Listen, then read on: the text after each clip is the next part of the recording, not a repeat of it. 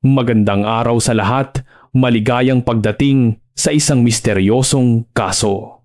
Para sa marami, ang pag-aaral sa ibang bansa ay isang paglalakbay na nagbubukas ng mga bagong pinto.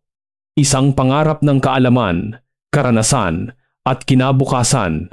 Ngunit minsan, ang isang biyahe na tila puno ng pangako ay nagiging simula pala ng isang bangungot na walang katapusan. Gabi ng Oktubre 9, 2002 sa Canada, isang lalaking Tsino na nagngangalang Lin Ngang ang nagmamadaling tumawag sa pulisya alas 11 ng gabi. Sinabi niya sa pulisya na ang kanyang kasintahan, si Zhao Wei, ay umalis ng bahay alas 8 ng gabi upang pumunta sa malapit na supermarket para bumili ng mantika. Ang distansya mula sa bahay patungo sa supermarket ay halos 3 minuto lamang na lakad, ngunit 3 oras na ang lumipas at hindi pa rin siya bumabalik. Si Lin Ngang at ang kanyang pinsang lalaki, si Zhang Han, ay maraming beses na naghanap sa paligid ng supermarket, ngunit hindi nila natagpuan ang bakas niya. Dahil sa takot na baka may masamang nangyari, nagpasya siyang tumawag sa pulisya para humingi ng tulong. Gayunpaman, ang pulisya ng Canada ay tila kalmado lamang.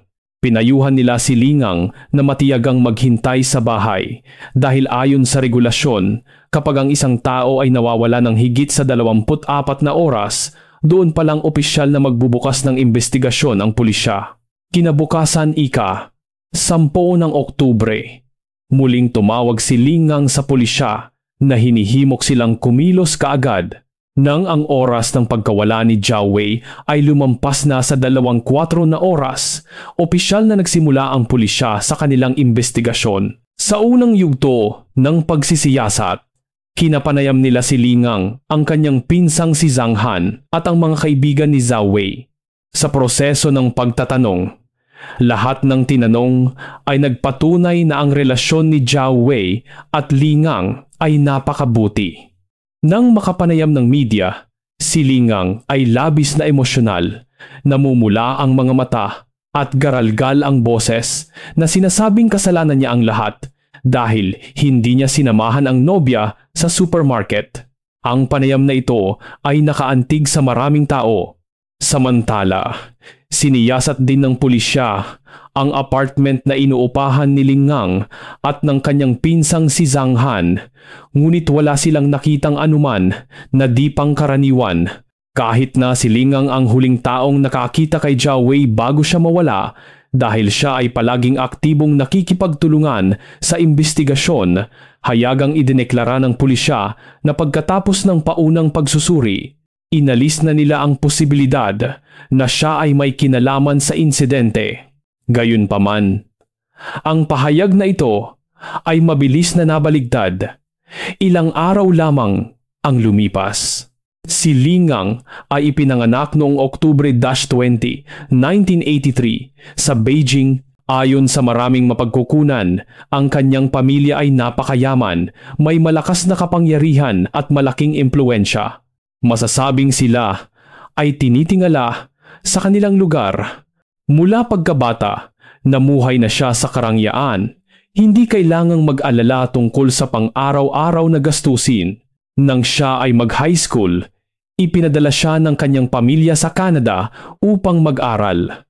Noong Pebrero 2002, sa edad na 4 lumayo, si Lin Ngang ay pumasok sa Simon Fraser University na nag-aaral ng computer science. Para maging maginhawa ang pamumuhay, siya at ang kanyang 19 taong gulang na pinsan, si Zhang Han, ay magkasamang umupa ng isang basement apartment sa Burnaby, silangan ng Vancouver, sa halagang $600 ng Canada bawat buwan. Gayunpaman, pareho silang napakatamad at hindi kailanman naglinis ng bahay. Ang mga gamit ay nakakalat kung saan-saan. Ang mga maruruming damit ay nakatambak at mga bote at basura ay nagkalat sa paligid. Gayunpaman, ang pagdating ng isang babae ay nagpabago sa lahat.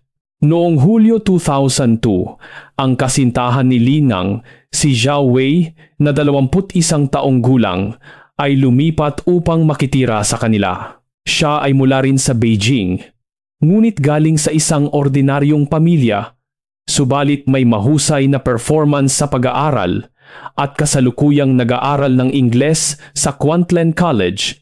Ang kanilang pagkikita ay puno ng romansa. Mabilis na umusbong ang kanilang damdamin at pagkatapos lamang ng maikling panahon, nagpasya silang magsama. Sa mata ng kanilang mga kaibigan, sila isang bata at masayang mag-asawa. Ngunit walang sino man ang nakakaalam na ang mga nangyari pagkatapos noon ay yayanig sa lahat.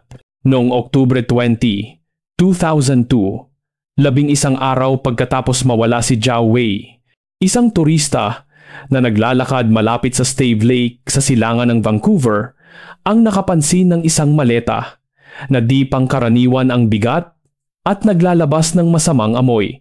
Matapos matanggap ang ulat, agad na dumating ang pulisya sa lugar at binuksan ang maleta. Sa loob, naroon ang mga labi ng isang batang babae. Walang sapin sa paa at ang katawan ay nakabaluktot.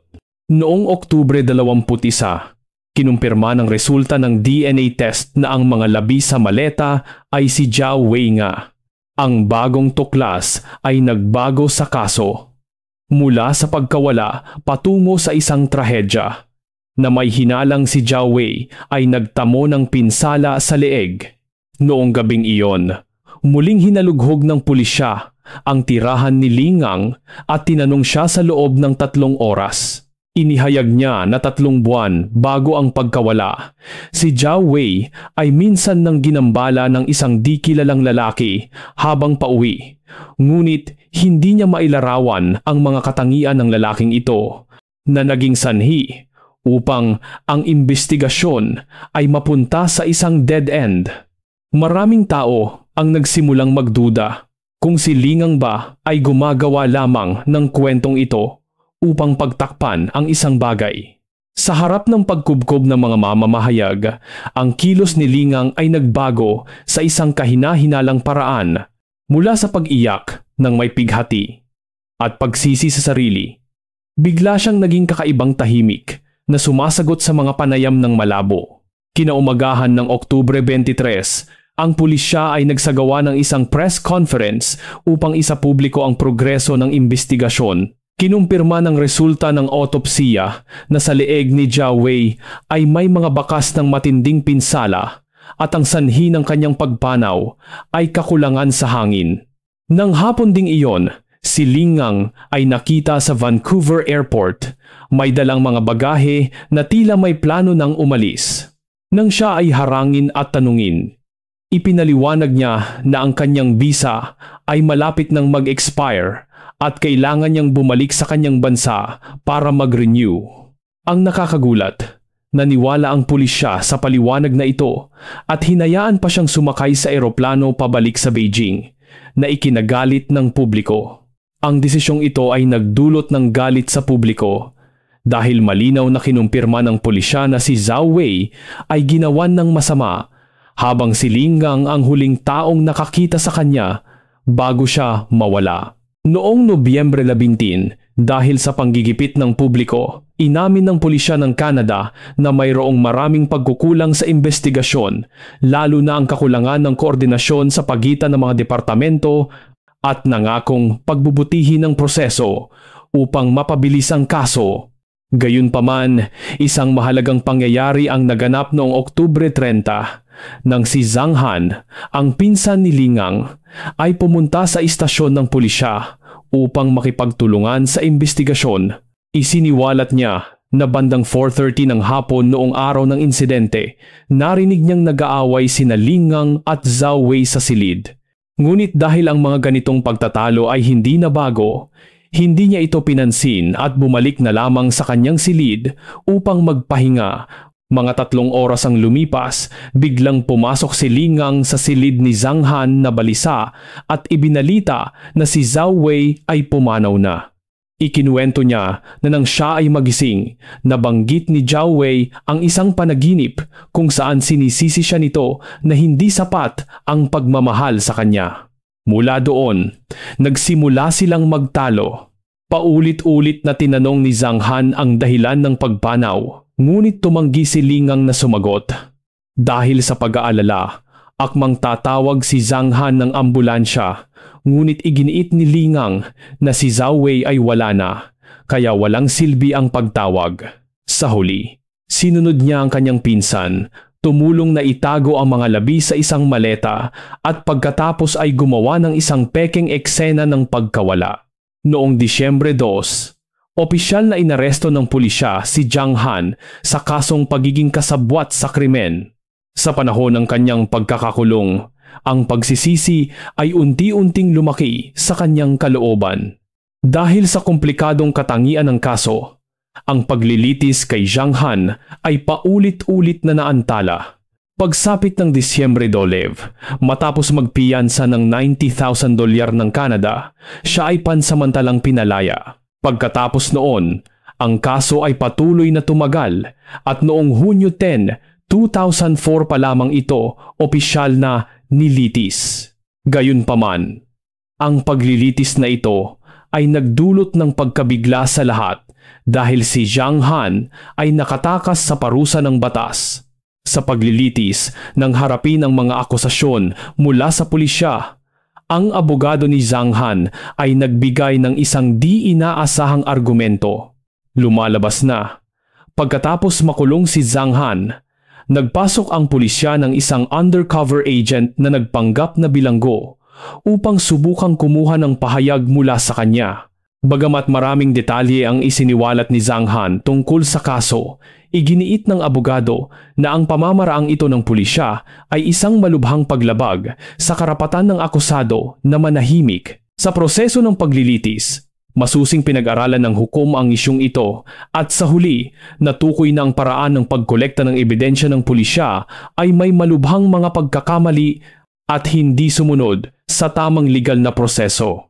Bukod pa rito, dahil hindi nahuli ang pangunahing may sala na si Lingang, napagpasyahan ng korte na ang ebidensya ay hindi sapat para hatulan si Zhang Han at idineklara siyang inosente doon mismo sa korte. Ang desisyong ito ay nagdulot ng galit sa publiko, lalo na sa pamilya ni Zhao Wei, habang si Zhang Han ay nagpatuloy sa kanyang normal na buhay sa Canada. Ngayon, balikan natin ang tunay na nasa likod ng kasong ito. Si Lingang. Matapos malaman ng pulisya ang address kung saan nakatira si Lingang sa Beijing sa pamamagitan ng testimonya ni Zhang Han, hiniling ng panig ng Canada sa China na arestuhin siya. Noong Pebrero 2003, inaresto ng pulisya ng Beijing si Lingang at hiniling sa panig ng Canada na magbigay ng ebidensya ng krimen. Subalit, ang kahilingang ito ay tinanggihan sa isang di maipaliwanag na paraan. Ang panig ng Canada ang humiling ng pag-aresto, ngunit sa huli, sila ang tumangging makipagtulungan. Higit pa rito, dahil ang China at Canada ay walang kasunduan sa extradition, maraming legal na hadlang sa pagitan ng dalawang bansa. Sa esensya, ang dahilan kung bakit tumanggi ang Canada na magbigay ng ebidensya laban kay Lingang ay dahil naniniwala silang ang krimen ay nangyari sa lupain ng Canada. Sa makatuwid, dapat ibalik ng China ang suspek upang litisin sa Canada. Ang ilang mambabatas ay nagsabi pa na ang paglilipat ng mga file ng kaso sa China ay makakasira sa soberanya at dignidad ng bansa. Gayunpaman, ang pulisya ng China ay may ibang pananaw. Naniniwala sila na parehong biktima at suspek ay mamamayan ng China, kaya ang China ay may karapatang humawak sa kasong ito. Ang resulta, hindi ma-extradite ng Canada si Lingang, habang ang China naman ay hindi makapagsampa ng kaso dahil sa kakulangan ng ebidensya. Ang kaso ay napunta sa isang pagkapatas. Noong Mayo 12, 2003, sinampahan ng Canada si Lingang ng kasong second degree na pagkitil ng buhay, ngunit siya ay nanatili sa China. Nang walang sapat na ebidensya, napilitan ang pulisya ng Beijing na palayain siya ng may piyansa. 3 buwan ang lumipas, muli silang humiling ng kooperasyon sa investigasyon, ngunit muling tinanggihan ng Canada.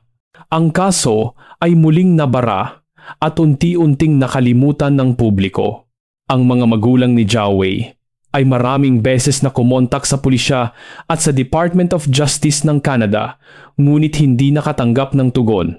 Pagsapit ng Agosto 2007, pagkatapos ng 5 taong pagkaantala at dahil na rin sa panggigipit ng publiko, ang mambabatas na may lahing Tsino na si Guan Huizhen kasama ang 3 pang mambabatas ay nagsagawa ng press conference at naglunsad ng signature campaign na nananawagan para sa paglutas ng kaso. Dahil dito, ang lokal na komunidad ng mga Tsino ay nagtulungan din upang suportahan ang pamilya ni Zhao Wei na pumunta sa Canada upang humanap ng hustisya. Noong Oktubre 6, 2008, ang mga magulang ni Zhao Wei kasama ang kanilang mga kamag-anak ay nakarating sa Canada. Nagkaroon sila ng pulong kasama ang Ministro ng Ugnayang Panlabas, Ministro ng Hustisya, at ilang iba pang matataas na opisyal. Pagkatapos ng pulong na ito, ang panig ng Canada ay hindi na naging mahigpit sa paghingi ng extradition ni Li Ngang. Pumayag ang Canada na ilipat ang ebidensya sa panig ng China, ngunit may kondisyon na kailangang tiyakin na ang akusado ay hindi mapapatawan ng parusang kamatayan dahil inalis na ng Canada ang parusang kamatayan mula pa noong 1976. Ang panig ng China ay nagbigay daan din sa puntong ito. Gayunpaman, sa panahon na ang dalawang bansa ay nagsasagawa ng negosasyon at pagpapalitan ng hudisyal na impormasyon, ang pangunahing tauhan sa ating kwento, si Li Ngang, ay tahimik na nagpalit ng kanyang pangalan at naging Li Jiaming. Hindi lang iyon, nagpakasal pa siya sa isang babaeng nagngangalang Yuan Ruixu at nagkaroon ng 2 anak. Hindi malinaw kung ito ay dahil sa matibay na impluwensya ng kanyang pamilya o dahil sa kanyang sariling talino. Ngunit matapos ayusin ang buhay pamilya, si Li Ngang at ang kanyang asawa't anak ay biglang nawala na parang bula. Walang nakakaalam kung nasaan sila, subalit may mata ang langit. Matapos ang maraming pagsisikap, natuntun din ng pulisya ng Beijing ang kinaroroonan ni Li Jiaming na ngayon ay tumakas na pala patungong Tibet. Hulyo 2009, sa tulong ng pulisya ng Tibet, si Li Ngang na kilala na bilang Li Jiaming ay inaresto sa salang sadyang pag-alis ng buhay. Makalipas ang higit 2 taon, noong Setyembre 20, 2011, ang kaso ay nilitis sa Beijing No. 1 Intermediate People's Court. Ang paglilitis ay isinagawang pribado, tanging mga kamag-anak at abogado lamang ang dumalo. Ginawa ng pamilya ni Li Ngang ang lahat. Kumuha sila ng pinakamahusay na abogado, habang ang mga magulang ni Zhao Wei ay umasa na lang sa katarungan. Sa unang araw ng paglilitis, ang tensyon sa loob ng korte ay ramdam na ramdam. Ang magkabilang panig ay nagbigay ng matitinding pahayag at ilang beses pa umanong nagsigawan sa loob ng hukuman. Ang ama ni Li Ngang na nakaupo sa hanay ng mga manonood ay malakas na iginiit na walang sala ang kanyang anak. Samantala, ang kanyang ina ay paulit-ulit na sinasabing ang lahat ng ebidensya sa record ay nakuha lamang dahil sa pilit na pagpapahayag. Bilang tugon, naglabas ang prosekusyon ng serye ng mga ebidensya, kabilang ang testimonya ni Zhang Han, pinsan ni Zhao Wei, ang resulta ng DNA na natagpuan sa biktima, pati na ang maletang ginamit ni Li Ngang para sa pag-alis sa labi. Matapos ang 1 taong paglilitis, noong Setyembre 27, 2012, idineklara ng korte na si Li Ngang ay nagkasala ng sadyang pag-alis ng buhay at hinatulan ng habambuhay na pagkakakulong, permanenteng tinanggalan ng mga karapatang sibil at pinagbayad ang mga magulang ni Zhao Wei ng danyos na 1.3 milyong yuan, halos 10.4 milyong piso, kasama na ang gastos sa libing, panggastos sa araw-araw, at bayad sa transportasyon. Matapos ibaba ang hatol, hindi tinanggap ng ina ni Li Ngang ang resulta at nagdeklara na aapela sa Beijing High People's Court para linisin ang pangalan ng kanyang anak. Makalipas ang higit 2 buwan, noong Disyembre 4, 2012, binuksan ng Korte ng Beijing ang pagdinig sa apela para sa kaso ni Zhao Wei. Sa pagdinig na ito, biglang binago ni Lingang ang kanyang testimonya, inamin na ginawa niya ng masama si Zhao Wei, ngunit sinabi rin na naglalaro lang sila noon ng unan at di sinasadyang naging sanhi siya ng pagtigil ng hininga nito na humantong sa pagpanaw. Gayunpaman, ang pahayag na ito ay lubos na hindi tugma sa naunang ulat ng medikal na pagsusuri. Matapos ang 1 taon at kalahating paghihintay, kuikong noong Hunyo 30, 2014, ibinaba ng korte ang desisyon sa apela, tinanggap ang testimonya ni Lingang at sinabing ito ay isang kaso lamang ng di sinasadyang sanhi ng pagpanaw habang naglalaro. Dahil dito, ang sala ng sadyang pag-alis ng buhay ay inalis at pinalitan ng sala na di sinasadyang sanhi ng pagpanaw. Ang sentensyang habambuhay na pagkakakulong ay ibinaba rin at naging 7 taon na lamang matapos ang desisyon na ito. Si Lingang ay halos naglaho na sa media. May ng 2023, muling lumitaw ang kanyang pangalan sa mga balita at naging laman pa ng pangunahing pahina ng isang dyaryo sa New Zealand. Kaya sa pagkakataong ito, ano naman ang dahilan? Balikan natin ang taong 2016. Matapos ang 7 taong pagkakakulong, kasama na ang oras sa pansamantalang piitan, si Lingang ay nakalaya noong 2016. Ayon sa ilang mga ulat, ang dahilan kung bakit siya pumunta sa New Zealand ay dahil hindi siya makahanap ng magandang trabaho sa kanilang bansa. Ngunit, mapagkakatiwalaan nga ba ang impormasyong iyon? Dahil sa estado ng kanyang pamilya, ang paghahanap ng trabaho ay tiyak na hindi isang problema para sa kanya. Kahit na ganoon, nagpa siya pa rin si Lingang na iwan ang kanyang bayan marahil dahil sa tindi ng epekto ng pangyayaring iyon. Gayunpaman, nang ginamit niya ang pangalang Li Jiaming para mag-apply ng visa, mabilis itong tinanggihan dahil sa kanyang dating record sa batas. Siyempre, hindi ito naging hadlang para sa pamilyang Li. Mabilis siyang nagpalit muli ng pangalan, sa pagkakataong ito, Lee Zhongyuan, at kasabay nito ay binago ang kanyang petsa ng kapanganakan at lugar ng kapanganakan. Dahil dito, madali siyang nakakuha ng bagong pasaporte.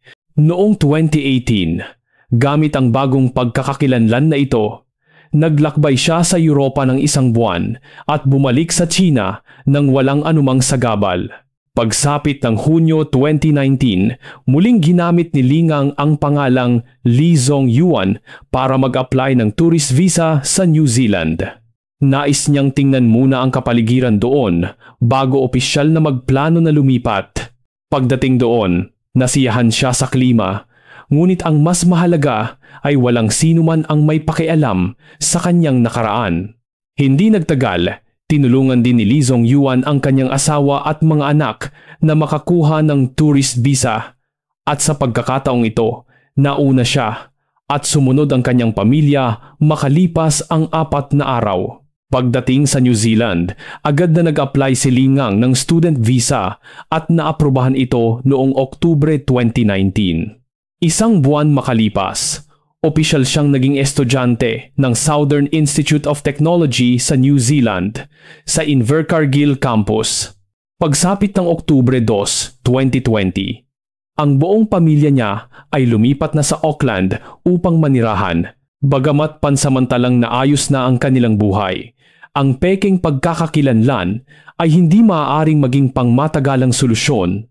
Matapos makapagtapos, upang makakuha ng permanenteng paninirahan, nagpa siyang mag-apply para sa asylum. Gayunpaman, sa pagkakataong ito, hindi naging madali ang lahat tulad ng dati. Sa kanyang aplikasyon para sa asylum, idineklara ni Lingang na ang kanyang asawa ay kasalukuyang estudyante.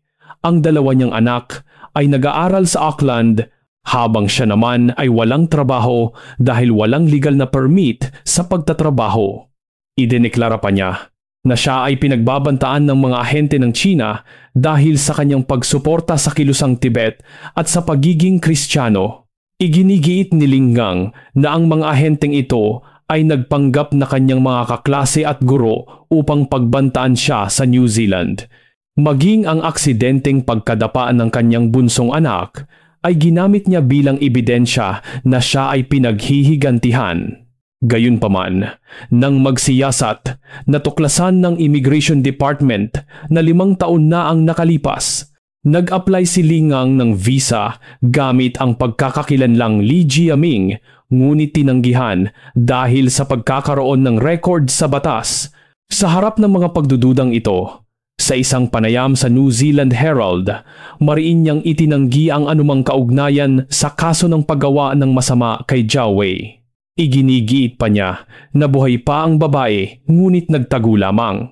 Dahil sa pabago-bagong pahayag na ito, naghinala ang Immigration Department na si Lingang ay may problema sa pag-iisip, kaya hinilingan siyang magbigay ng ebalwasyon sa kalusugan ng isip.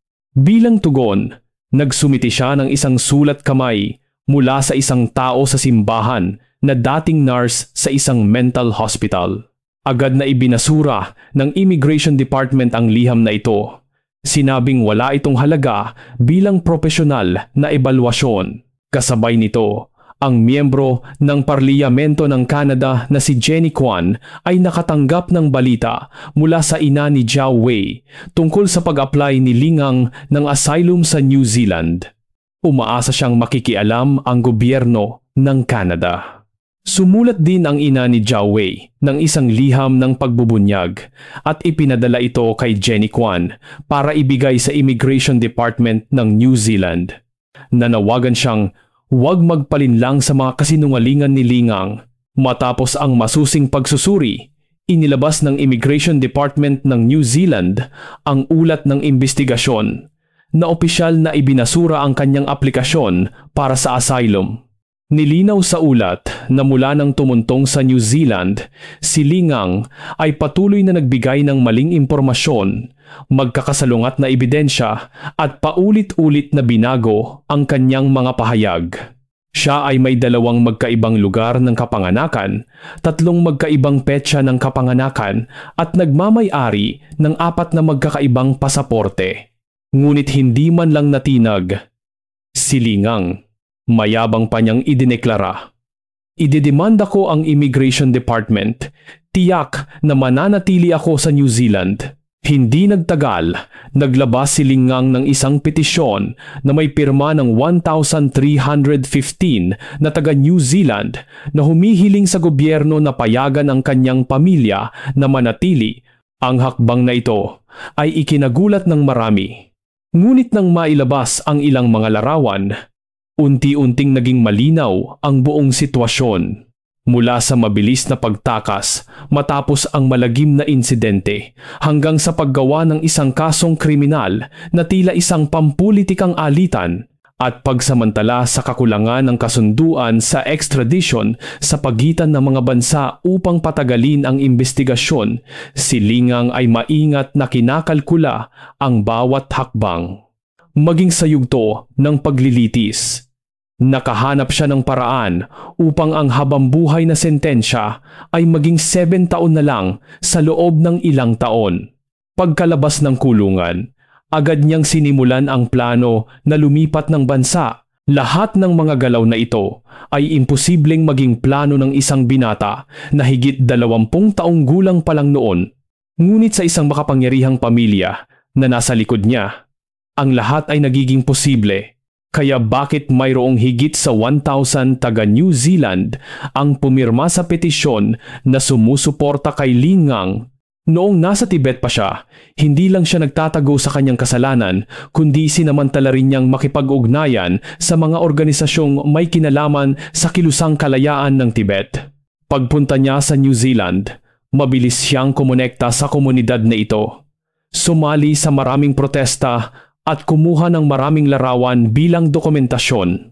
Matapos tanggihan ng kanyang asylum, humingi ng tulong si Lingang sa grupo ng mga Tibetan na nasa New Zealand upang tulungan siya. At ganoon nga, Nabuo ang petisyon na may 1,315 na pirma. Masasabing isa rin itong hakbang na puno ng kalkulasyon.